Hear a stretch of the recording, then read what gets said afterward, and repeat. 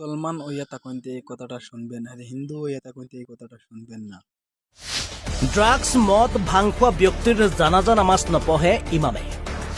ৰাজহুৱা কবৰস্থানত কবৰ দিবলৈ দিয়া নহ'ব তেনে ব্যক্তি। সমাজ বিৰোধী কামত লিপ্ত ব্যক্তিৰ বিৰুদ্ধে মুছলমান সমাজে লৈছে বৃহৎ পদক্ষেপ।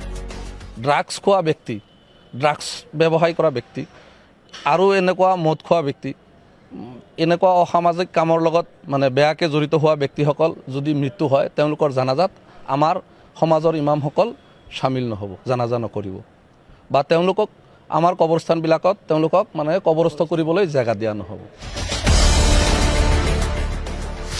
ইছলাম ধৰ্মত ড্ৰাগছ মদ ভাং আদি হাৰাম, কিন্তু শেহতীয়াভাৱে মুছলমান সমাজত বৃদ্ধি পাইছে তেনে ব্যক্তিৰ সংখ্যা। গতিকে ড্ৰাগছ মদ ভাং সেৱন কৰা বা তেনে নিষিদ্ধ সামগ্ৰী ব্যৱহাৰৰ সৈতে জড়িত লোকৰ বিৰুদ্ধে কঠোৰ হৈছে মুছলমান সমাজ। দৰঙৰ বেছিমাৰী কেন্দ্ৰীয় জামে মছজিদ কমিটিয়ে এনে সমাজ বিৰোধী কামত লিপ্ত থকাসকলৰ বিৰুদ্ধে লৈছে কঠোৰ পদক্ষেপ। তেনে ব্যক্তিৰ মৃত্যু হ'লে ইমামসকলে জানাজা নামাজ নপঢ়োৱাৰ লগতে ৰাজহুৱা কবৰস্থানত কবৰ দিবলৈ নিদিয়াৰ প্ৰস্তাৱ গ্ৰহণ কৰিছে।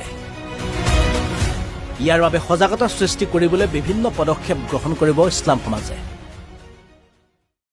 বৃহত্তৰ বেছিমাৰী এলেকাৰ বিভিন্ন পৰ্যায়ৰ সমাজ সচেতন ব্যক্তিসকল, বিদ্যালয়সমূহৰ প্ৰধানসকল, গাঁওৰক্ষী বাহিনী, বিভিন্ন মাদ্ৰাছা, মছজিদ, কবৰস্থান কমিটি আৰু সমাজৰ সচেতন ব্যক্তিসকল একত্ৰিত হৈ প্ৰথমতে ইয়াত এটা কমিটি বনাই দিছে যে এই কমিটিয়ে আগন্তুক দিনসমূহত বৃহত্তৰ বেছিমাৰী এলেকাত যি হাৰে মদ, ভাং, ড্ৰাগছ, গাঞ্জা এইবিলাকৰ প্ৰয়োভৰ বাঢ়িছে, অসামাজিক কাম কাজ বাঢ়িছে, এইবিলাক প্ৰতিহত কৰিবৰ কাৰণে বিভিন্ন ধৰণৰ কাৰ্যপন্থা হাতত লোৱা হওক।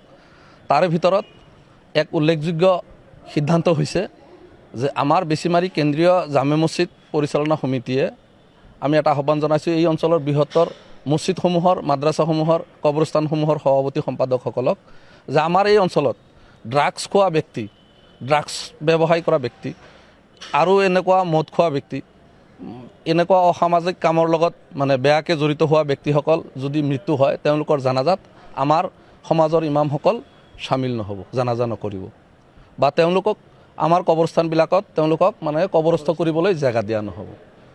দ্বিতীয়তে আৰু এটা লোৱা হৈছে সমাজ সজাগতামূলক সভা, বিভিন্ন পৰ্যায়ৰ ব্যক্তিসকলৰ কৰি আহ্বান জনাই এক বৃহৎ আকাৰৰ সমাজ সচেতনতামূলক সভা আহ্বান কৰা সিদ্ধান্ত গ্ৰহণ কৰা হৈছে। বিভিন্ন বিদ্যালয়সমূহৰ প্ৰধানসকলক আহ্বান জনোৱা হৈছে বা বিদ্যালয় প্ৰধানসকলক বিদ্যালয়ৰ ছাত্ৰ ছাত্ৰীসকল যাতে এইবিলাক কুসংস্কাৰমূলক কামত জড়িত নহয় তাৰ কাৰণে তেওঁলোকৰ মাজত এক সজাগতা আনিবৰ কাৰণে চেষ্টা কৰা হ'ব।